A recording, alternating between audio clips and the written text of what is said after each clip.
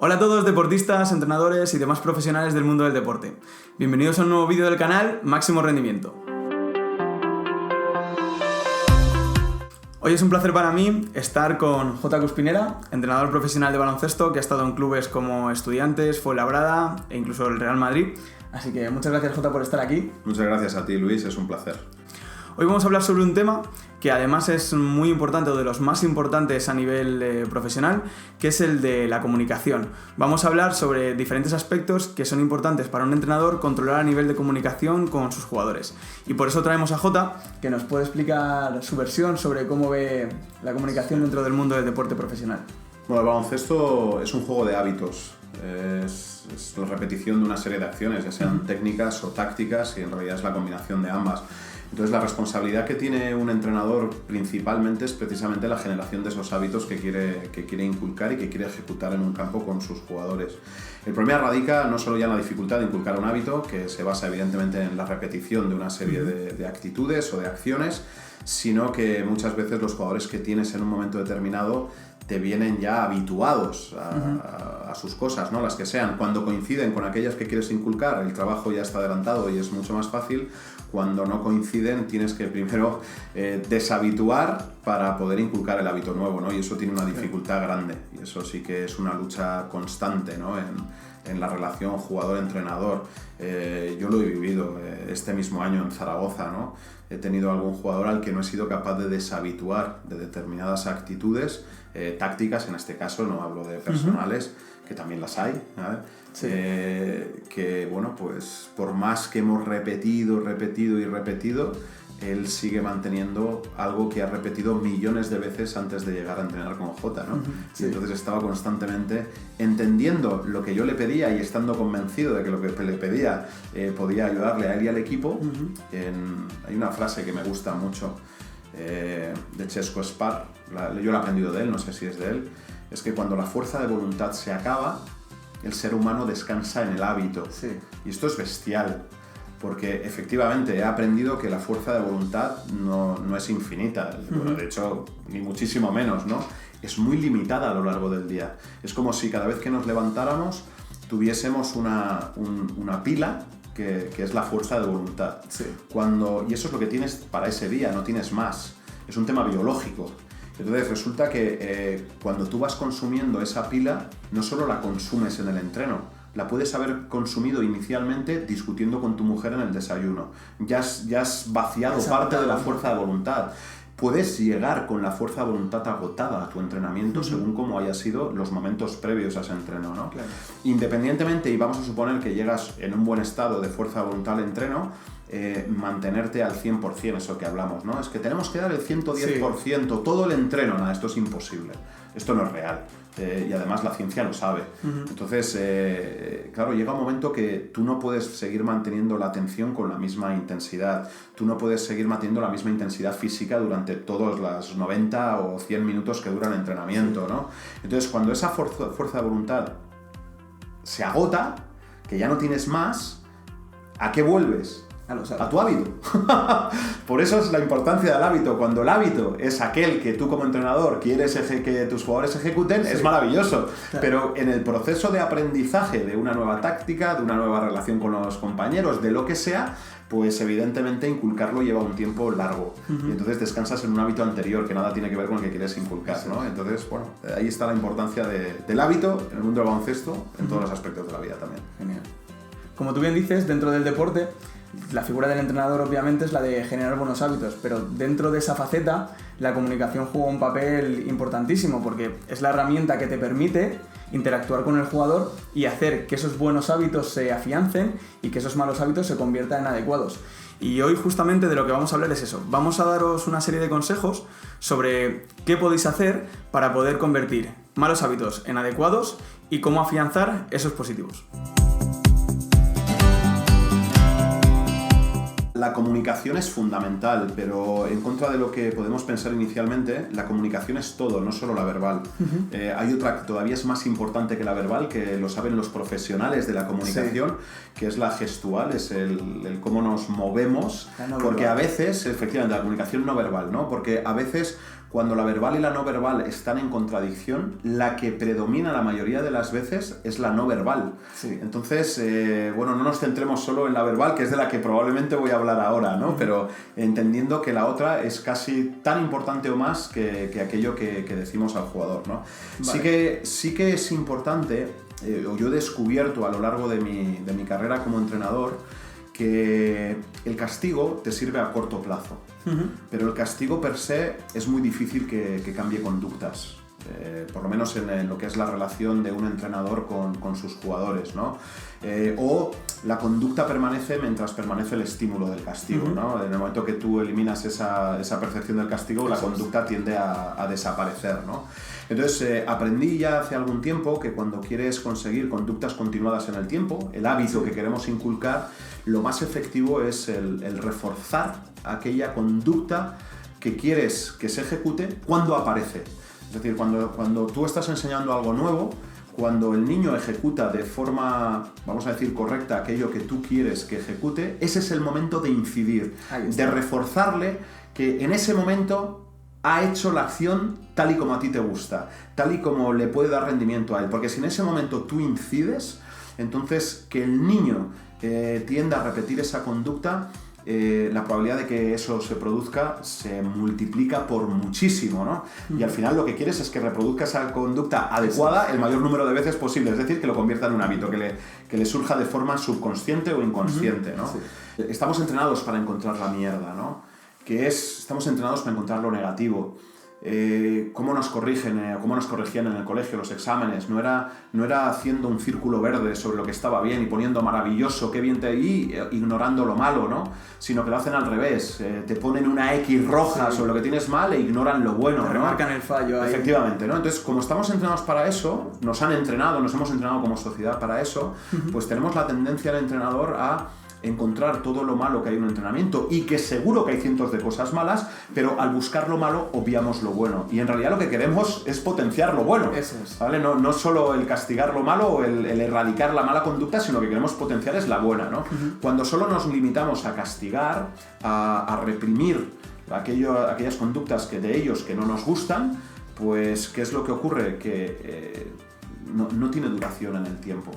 Probablemente en cuanto desaparece ese estímulo, el chaval tiende a dejar de hacer lo que tú querías que hiciera, ¿no? Sin embargo, cuando recibe ese elogio bien entendido, de reforzar la conducta cuando lo ha ejecutado tal y como tú quieres que se haga, como recibe ese feedback positivo, recibe un chute de ciertas sustancias biológicas, ¿no? Donde quiere ser gratificado de nuevo, quiere volver a tener ese chute. Y como quiere volver a tener ese chute, ¿qué hace? Reproduce la actitud. ¿Con qué objetivo? Con estar gratificado desde el punto de vista social por el entorno. En este caso, por el entorno no solo de sus compañeros, sino de la figura del entrenador, que para él en determinados momentos de su formación o de su estadio deportivo es tremendamente importante, ¿no? Entonces, bueno, pues se trata de eso, ¿no? De buscar, cuando ha hecho una acción bien, dejar muy claro que estás contento con eso que ha ocurrido. A veces puede ser parando el entrenamiento para hacerlo incluso público, sobre todo en los estadios iniciales del aprendizaje. Una conducta, eso tiene un poder bestial con respecto al grupo, ¿no? Y el hecho de seguir potenciándolo, ¿no? De decirle, venga, esto es lo que queremos, y demás, en contra de dejar o obviar este tipo de conductas y estar esperando a que haga algo mal para decirle, es que esto lo has hecho mal, eres un negado, no sabes hacerlo, ¿no? Porque eso tiene un impacto además normalmente negativo. El chaval, al recibir ese tipo de feedback, suele tender a arriesgarse menos. Cuando en un periodo de aprendizaje de un nuevo hábito, sin riesgo no hay aprendizaje. Claro, se esconde. Te vas a equivocar. Mira, de hecho cuento, yo estoy aprendiendo a tocar la guitarra ahora con 47 años, ¿no? Bueno, pues os podéis imaginar, soy un absoluto desastre, ¿no? Pero claro, es que o me equivoco cientos de veces de cómo pongo las manos en el traste, o no voy a ser capaz de tocar la guitarra, ¿no? Entonces, pues las cuerdas suenan como un horror, pero sé que es el proceso para que acaben sonando bien, ¿no? Esto es lo que ocurre con nuestros jugadores. Claro. Aquí hemos hablado de varios conceptos, pero en el que más has incidido es en el del refuerzo. El refuerzo bien entendido y el refuerzo bien ejecutado, por así decirlo. Y me quedo con 2 o 3 cosas que has dicho, sobre todo que el refuerzo es mucho más rentable a largo plazo que el castigo. Esa es la primera. La segunda sería que el refuerzo bien ejecutado en un momento inmediato a la acción correcta que ha llevado a cabo el jugador también es muy efectivo, y también el hecho de que hagamos un refuerzo cuando el deportista tiene la oportunidad dentro de poco de enmendar ese error, por así decirlo, de volver a ejecutarlo correctamente, que pueda corregirlo. Sí, esto tiene un impacto muy grande. Hemos corregido una acción a alguien que es importante que lo volvamos a poner en pista, que vuelva a tener la oportunidad de demostrar que puede corregir esa acción que nosotros le hemos corregido. Porque si le hacemos la corrección, él estaba en el campo, viene al tiempo muerto, le hacemos la corrección y lo dejamos sin jugar, entonces él no tiene la oportunidad de afianzar esa conducta que tú has tratado de corregir. Entonces, el efecto que tiene no es que se pierda, pero se diluye. Es mucho más potente cuando la corrección que le haces, él tiene la oportunidad de ejecutarla de forma casi inmediata en el tiempo, es decir, de reproducir una situación parecida a la que tú le has corregido para poder ver si ha asimilado la corrección que tú le has hecho, ¿no? Si directamente lo mandas al banquillo, pues esa corrección, es verdad, la ha recibido, pero se diluye porque no puede ponerla en práctica, ¿no? Y entonces luego se olvida, evidentemente. A nivel de comunicación, también nos interesa no solo el contenido del mensaje, sino cómo lo vamos a hacer. Has hablado de que la comunicación no verbal obviamente prevalece sobre la verbal porque somos seres visuales y nos quedamos con lo que vemos, no con lo que oímos. ¿Tú qué método utilizas para dar instrucciones en medio de un partido o para dar instrucciones en medio de un entrenamiento? ¿Qué herramientas utilizas? A nivel de comunicación no verbal y de comunicación verbal. Bueno, yo soy, lo que pasa es que lo hago inconscientemente, ¿no? Yo soy muy expresivo con la mirada. Entonces sé que la mirada mía impacta mucho, a veces en sentido negativo. Pero no lo puedo controlar. Quiero decir, yo no soy consciente de cómo van mis ojos, pero sé que tienen un gran impacto, muchas veces en positivo y a veces incluso en negativo, ¿no? Alguien me decía, es que cómo te sientes lo transmites en la cara, ¿no? Sí. Bueno, se te nota. Es cierto, ¿no? Me da ese grado de autenticidad que entonces yo no sé camuflar cuando estoy enfadado, ni sé camuflar cuando estoy alegre, ¿no? Entonces, bueno, a veces me gustaría poder controlarlo, ser un verdadero actor, pero bueno, sé que no lo hago, con lo cual simplemente dejo que fluya, ¿no? Una forma creo que muy buena de comunicar es que ellos sepan que tú también eres vulnerable. O sea, que tú eres como ellos. Tienes un conocimiento X que tratas de transmitirle, que eres tú el que dirige, pero que ellos sientan que tú eres un ser humano que siente, padece, que sufre, que se equivoca, que acierta, y que eso es mostrar tu vulnerabilidad, ¿no? Y bueno, creo que eso es algo potente, ¿no? El mostrarnos como somos, no intentar ser otra cosa. Juego mucho con los tonos de voz. De hecho, mi tono de voz natural ya es muy elevado, pero juego mucho con los tonos de voz, y una de las cosas más potentes con las que he aprendido a jugar con el tiempo, porque me he dado cuenta de su potencia, es con el silencio. O sea, con el uso de los silencios. Con el momento de silencio, ¿no? El no estar constantemente hablando, incluso la potencia que tiene incluso cuando estás enfadado, en vez de explotar, es mirarles en silencio, ¿no? Porque el silencio invita al otro, es curioso, esto lo aprendí en el máster de coaching, ¿no? El silencio es incómodo para el ser humano, es muy incómodo, y cuando dos seres humanos están uno enfrente de otro en silencio, la tendencia es a hablar inmediatamente. Entonces esto cuando tú lo utilizas como estrategia, como un entrenador, es decir, tú quieres que el otro hable, ¿no? Una de las mejores formas de hacer que el otro hable es lanzarle una pregunta y quedarte todo el tiempo necesario en silencio. Y no solo ya para provocar que el otro hable, ¿no? A veces también es una pausa que deja un tiempo de descanso mental, en esto que hablábamos, que es imposible mantenernos al 100% durante el tiempo que dura un partido o un entrenamiento. El silencio a veces sirve para el descanso mental, ¿no?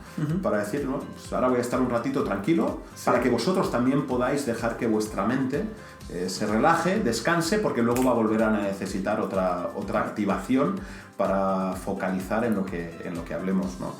Todo esto creo que es potente. Me gusta mucho parar para elogiar.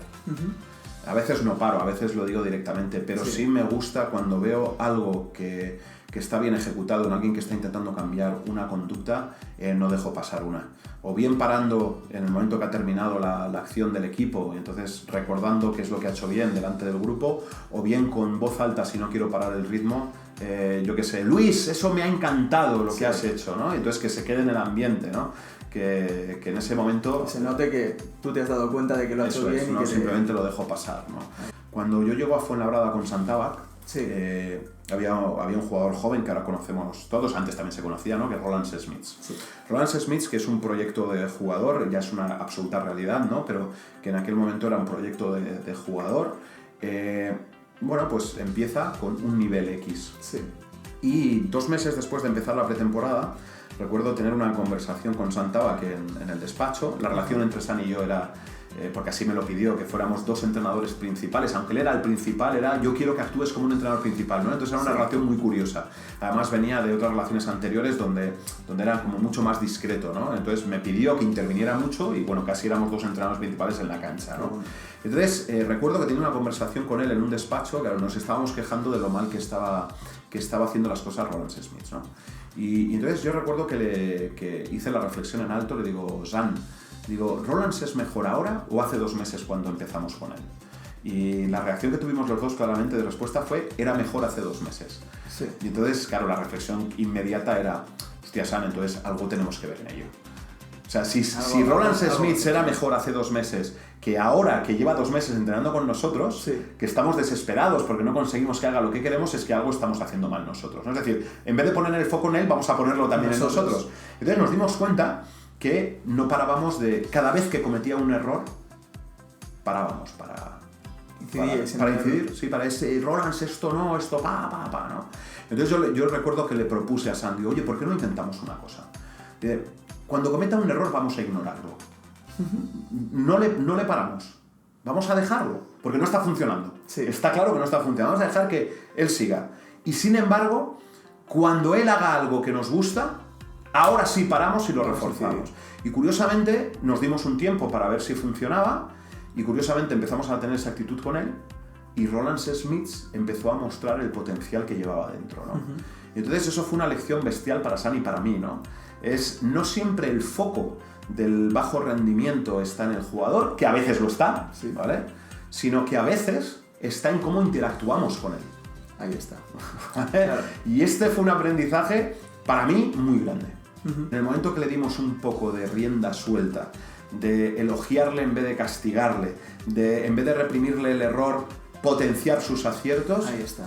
Él sintió que tenía mucha más confianza en el campo y dentro de su nivel, fuera el que fuera, empezó a hacer cosas que empezaba a reprimir.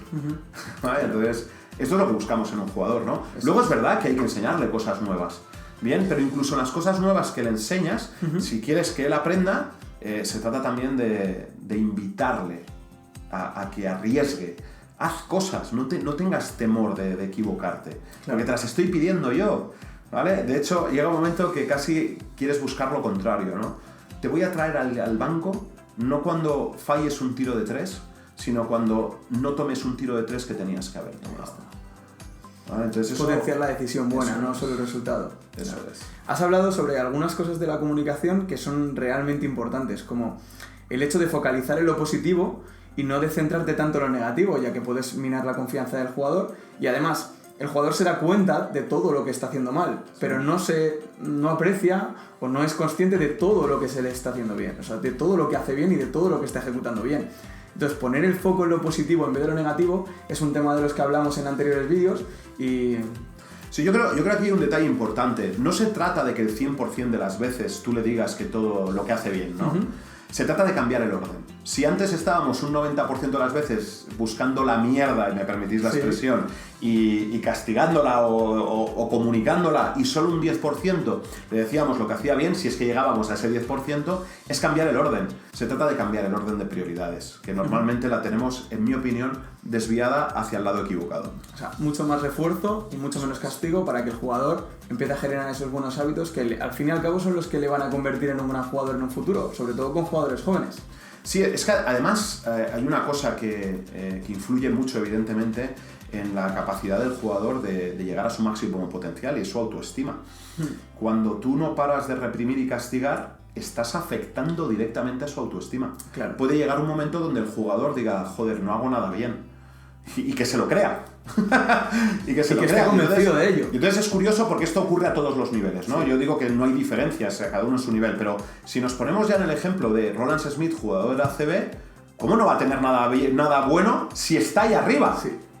Muchas cosas buenas tiene que tener para haber llegado a ese nivel, ¿no? Eso es. Y sin embargo, llega un momento donde parece que solo le estamos diciendo lo que está haciendo mal, con lo cual él puede autoconvencerse de que no sirve para lo que está haciendo, ¿no? Y eso es un error grave por nuestra parte como entrenadores o como formadores.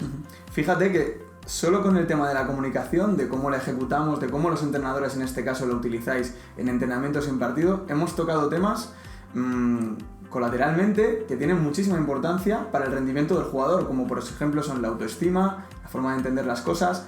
También influye obviamente la relación que entabla con el entrenador, porque si tú le estás remarcando todo el rato los aspectos negativos, no va a querer escucharte ni una vez.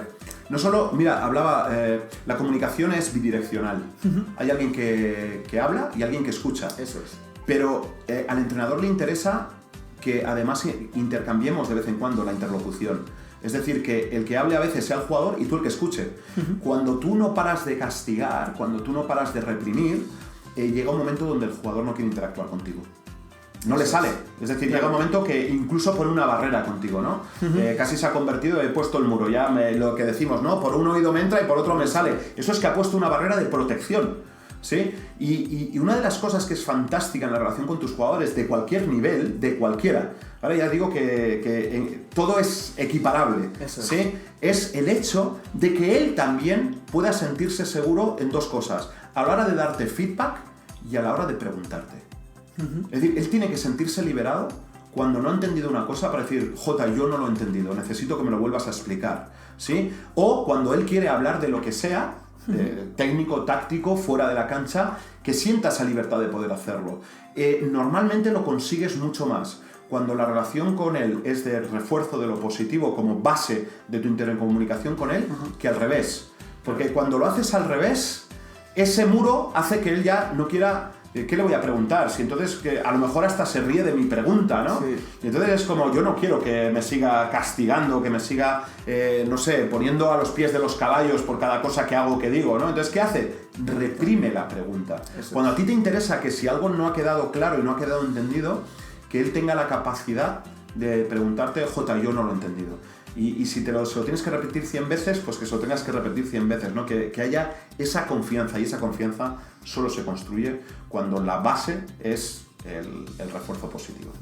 Pues muchas gracias, Jota, por estar aquí y por todas las instrucciones y los conocimientos que has compartido con nosotros, sobre todo a nivel de comunicación, y que esperamos que sean de grandísima utilidad para todos los entrenadores, deportistas y profesionales del deporte que han visto este vídeo. Muchas gracias. Pues nada, muchas gracias a ti, Luis, por invitarme. Ha sido un auténtico placer, he pasado un muy buen rato. Y a vosotros, muchas gracias a todos por estar ahí. Como siempre, os dejo nuestras redes sociales donde podéis seguirnos y también podéis interactuar con nosotros sobre temáticas de psicología del deporte de las que os gustaría que hablásemos en próximos vídeos. Y si os ha gustado, ya sabéis, darle a like, compartirlo y suscribiros al canal para estar al tanto de todas las novedades que vaya publicando. Muchas gracias por estar ahí y nos vemos en el próximo vídeo de Máximo Rendimiento. Gracias, Jota. Gracias.